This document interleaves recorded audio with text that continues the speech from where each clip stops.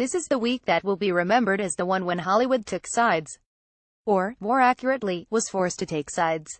It will also be the week when every single man in Hollywood, the word used in this case not for geographical purposes but as a sweeping term encompassing everything that goes into the making of movies and television shows, found out that simply not being Harvey Weinstein wasn't enough. The curtain has been pulled back on the real behind-the-scenes drama that has been playing out, not just since brothers Bob and Harvey Weinstein started Miramax almost 40 years ago, but since forever, ever since the inception of the motion picture business, to be sure, if not since the age when it was decided that one side got the pants, while the other had to settle for skirts. Behind that curtain was, not just the alleged lead in this particular act of the ongoing tragedy, but a host of supporting characters, scrambling to save face as the spotlight beamed right into their eyes. 5 days after the New York Times reported on allegations of sexual harassment against Harvey Weinstein that went back decades, The New Yorker has published the result of Ronan Farrow's 10-month investigation into 20 years' worth of allegations against the entertainment mogul, who until the board fired him on Sunday was co-chairman of the Weinstein Company, distributor of Best Picture Oscar winner The King's Speech, Silver Linings Playbook, Lion, Inglourious Basterds, TV's Project Runway and so much more. Suffice it to say, Farrow's finished product is chilling. Dominic Cherry, a Wire image. Farrow's article includes 3 allegations of rape against Weinstein, made by Asia Argento's one-time aspiring actress Lucia Evans-Nay Stoller and another woman who chose to remain anonymous because, as she told Farrow, Harvey drags your name through the mud. 4 women also told Farrow that Weinstein had exposed himself or masturbated in front of them, echoing the story TV journalist Lauren Sievin told the Huffington Post last week after the Times story came out. Weinstein, who last Thursday via his lawyer pledged to sue the New York Times for $50 million with all damages going to women's organizations over their story, which he maintained was saturated with false and defamatory statements, has vehemently denied any allegations of non-consensual sex found in the New Yorker article. Mr. Weinstein has further confirmed that there were never any acts of retaliation against any women for refusing his advances, the statement released Tuesday continued. Mr. Weinstein obviously can't speak to anonymous allegations, but with respect to any women who have made allegations on the record, Mr. Weinstein believes that all of these relationships were consensual. Mr. Weinstein has begun counseling, has listened to the community and is pursuing a better path. Mr. Weinstein is hoping that, if he makes enough progress, he will be given a second chance. That last sentence, which can't help but make you cringe and simultaneously feel a little sad for the lack of awareness it conveys, wouldn't have sounded like such a pipe dream in another era, an era that isn't that far behind us. Hollywood is full of second and third acts, and people who've done despicable things that would have torpedoed any relationship other than the one that talent has with studios and financiers, or the one between entertainers and their fans. Despite its cutthroat reputation, Hollywood is a town of, if not always forgiveness, then plenty of blind eyes, blind spots and, when convenient, the conviction that everyone is innocent until proven guilty. Ronan Farrow certainly knows that.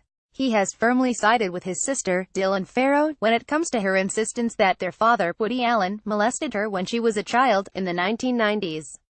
Allen, a 4-time Oscar winner including in 2012 for writing Midnight in Paris, has never been charged with a crime, and he has denied Dylan's claims on multiple occasions, including in a rebuttal op-ed printed by the New York Times that followed one written by Dylan. The decades-old allegations were briefly front-page news again right in the thick of the 201,314 award season, when Cate Blanchett was a shoo-in for the Best Actress Oscar for Allen's Blue Jasmine, and he was also honored at the 2014 Golden Globes with the Cecil B. DeMille Award for Lifetime Achievement. He wasn't there, but he's never there and has never accepted any of his Oscars in person. Kate Winslet among the flood of women which started with McGowan and Lena Dunham on Twitter and now includes Meryl Streep, Julianne Moore, Judi Dench, Jessica Chastain, Jennifer Lawrence and more, who condemned Weinstein's alleged behavior in the wake of the New York Times story, stars in Allen's next film, Wonder Wheel, along with Justin Timberlake and Juno Temple. Going back 2 more decades, Ronan and Dylan's mother, actress-activist Mia Farrow, who tweeted today how proud she was of her son's work, famously starred in the 1968 horror classic Rosemary's Baby, directed by Roman Polanski back when the Polish-born filmmaker was just starting to make a name for himself in the U.S. before his wife Sharon Tate was murdered by the Manson family, just before. Mia was supposed to star in another of his movies 10 years later, but the 44-year-old Polanski was fired due to logistical issues, not a moral quandary, by producer Dino De Laurentiis in the wake of the pending prosecution against him for having sex with a 13-year-old girl. Gisela Szobergiti images Polanski fled the U.S. for Europe after learning that the judge might not abide by the agreed-upon sentence of probation and time served and sentence him to more prison time. He has never been back.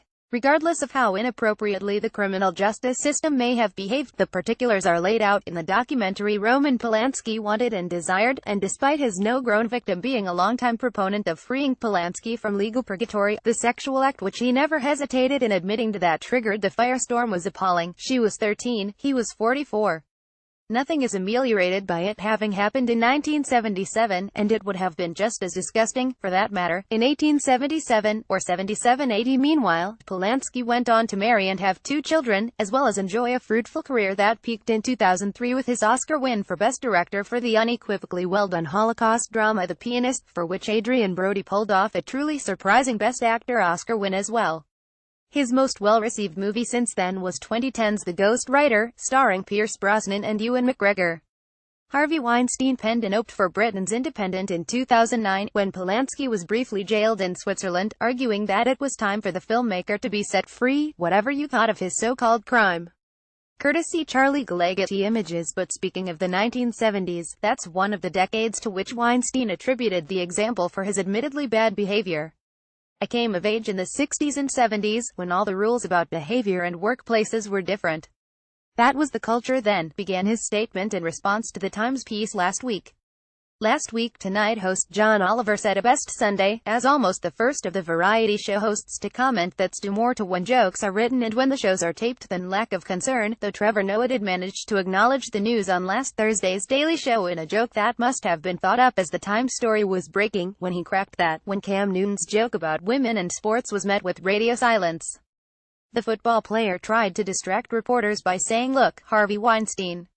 Anyway, Oliver astutely observed that Weinstein's excuse was no excuse at all. And that couldn't be more true. That was the culture then is a weak excuse that has been used to explain away far too many patterns of despicable behavior, mistreating women in the workplace being just one. Yet it also was in many cases the culture, and one that predated the 1960s. In Feud Betty and Joan, set circa 1961, Stanley Tucci's almighty studio head Jack Warner oozed with lackadaisically feigned respect for Susan Sarandon's Betty Davis and Jessica Lange's Joan Crawford, only to cut them down and revert to treating them as past their prime nuisances when he was back in all-male company. Series creator Ryan Murphy wasn't laying it on thick for dramatic purposes. That's how things were, when men made almost all of the decisions and women, even when they were in their so-called prime, for the most part went along so as not to risk their own careers. And not all men were like Jack Warner, just as hopefully far less men are like Harvey Weinstein now. Yet just like in politics, and Hollywood certainly has its own political hierarchy, only a relative few hold the true power, and other men weren't any more likely to put their own futures in jeopardy to speak out against what they knew to be wrong.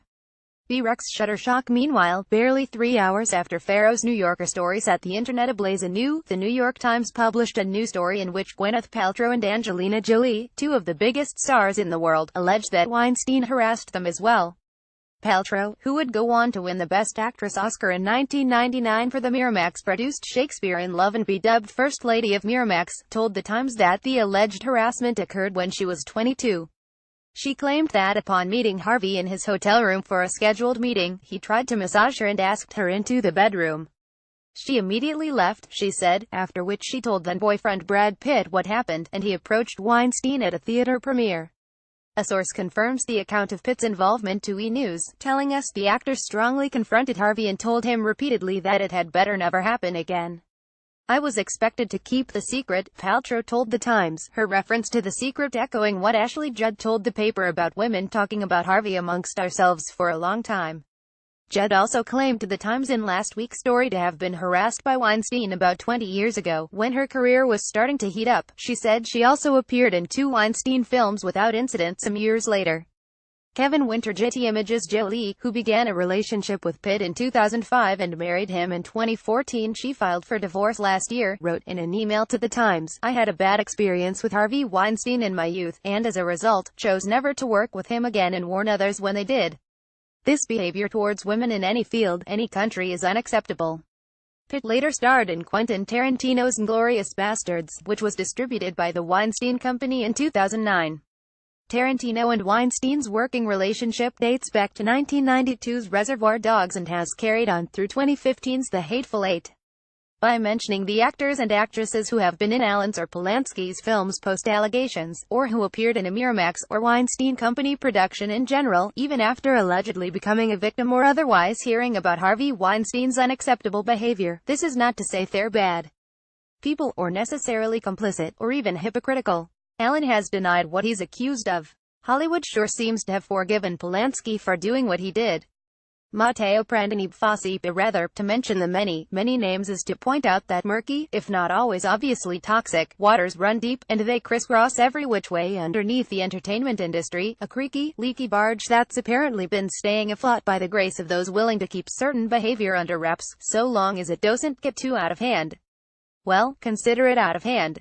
So far, there has been more support for Bill Cosby, who was rumored for years to have been a serial assaulter of women before more than 50 accusers came forward and he faced criminal charges for one alleged encounter in 2004, but who was known to the wider public as a congenial comedian and America's beloved TV dad, than there has been for Weinstein.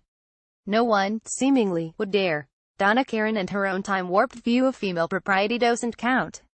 Should it be considered progress that no one of prominence, other than Weinstein, has claimed that these women are liars? At the same time, an unnamed filmmaker who had worked with Weinstein told Vulture last week, they may say, "FKU, Harvey for a while. But even if the board votes him out, he'll be back. He's a carnival barker. Don't look to Hollywood to be so morally righteous." I think for the same reason Mel Gibson is starring in Daddy's Home too, after they have him on tape with his ex-wife saying, "I hope you get raped by a pack of N-words," and all the other anti-Semitic crap he's on record as saying. They're just going to keep doing what they're doing. In Hollywood, there's no morality. No one cares, no one remembers. The filmmaker forgot to mention the 6 Oscar nominations and 2 wins Gibson's Hacksaw Ridge had this year. Meanwhile, sexual assault allegations aside, it was no secret at all that Harvey Weinstein could also be a bombastic bully. There are a number of eyewitness, on-the-record accounts of him screaming at people in public and being verbally abusive or physically aggressive. According to Vanity Fair and New York Magazine, he dragged a New York Observer reporter out of a party and put him in a headlock after yelling that he was the effing sheriff of this effing lawless piece of town. He supposedly once screamed at Democratic Party chairman, now the governor of Virginia, Terry McAuliffe, that he would rip his balls off. Weinstein denied that to Vanity Fair in 2011, and yet these were the acceptable stories. The stuff written up about Weinstein over the years that apparently just served to contribute to the overall perception of the Hollywood power player as a complex guy, both bully and benefactor. It was passable for him to degrade and humiliate, being a jerk isn't a crime, after all. But now, multiple women are now claiming that he did much worse, and that everybody knew about it. Steve Granite's wire image, so that's the part where this gets incredibly convoluted, as the cavalcade of A-listers who worked with Weinstein come forward to denounce his behavior and insist that they most certainly did not know. Meryl Streep says she didn't know. Same with George Clooney, whose statement condemning his longtime acquaintance's alleged actions as indefensible rang out last night like an address from a revered head of state. Ben Affleck spoke out on Facebook this morning, shortly after Farrow's story was published, saying he was saddened and angry and is asking himself what I can do to make sure this doesn't happen to others. More women in positions of power is one important step, he added. Winslet admits that she heard rumors and had hoped against hope they were made up, but maybe we have all been naive. Jessica Chastain tweeted that she was warned from the beginning. The stories were everywhere. But she did eventually appear in a Weinstein film despite her protestations, because the director wanted him. That's exactly why this story resembles a maze with no way out. Harvey Weinstein made careers and fulfilled dreams, donated to politicians and social causes favored by his fellow Hollywood types, and put out some damn fine movies along the way. It would have been a lot easier to steer clear of him if he had been 100% scumbag, with no redeeming qualities and bad taste in films. The list of stars speaking out is impressive, but there are so many more to go.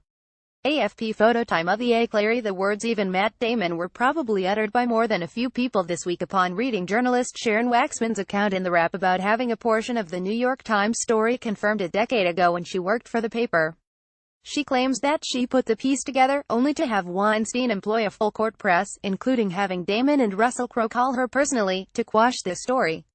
Waxman questioned Damon about a Miramax exec based in Italy, Fabrizio Lombardo, who seemingly had no job other than to take care of Weinstein's women needs. A neutered story about Lombardo was relegated to an inside page, she recalled. Damon told Deadline Today that he remembers a one-minute phone call that he was asked to make on behalf of the exec, whom he knew at the time from working on the talented Mr. Ripley to be an okay guy. I'm sure I mentioned to her that I didn't know anything about the rest of her piece, because I didn't, Damon said. And I still don't know anything about that. And Fabrizio, my experience with him was all above board, and that's what I told her. He insists Waxman didn't tell him what the gist of her story was. She confirmed his account of the call.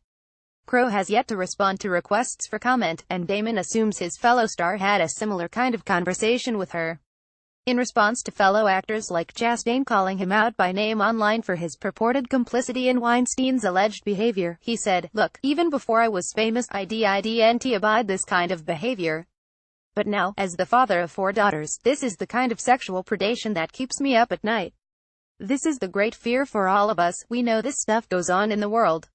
I did 5 or 6 movies with Harvey, including the career-making Good Will Hunting. I never saw this. I think a lot of actors have come out and said, everybody's saying we all knew. That's not true. If he had ever witnessed the kind of behavior the women are alleging, I would have stopped it," Damon said. "And I will peel my eyes back now, farther than I ever have, to look for this type of behavior. Because we know that it happens." With reporters and insiders alike predicting that this is only the tip of the iceberg, it would seem that Hollywood is about to experience a seismic shift in its power structure in the culture, if you will, as more women come forward and more titans of the industry face a reckoning. Or we could be about to witness the biggest broom sweep the biggest pile of disappointing, stomach-churning revelations under the biggest rug you've ever seen. Or, more likely, it'll be somewhere in between, with this story having major legs while the progress remains the slow slog it's always been. But at least no one can ever say again that they didn't know.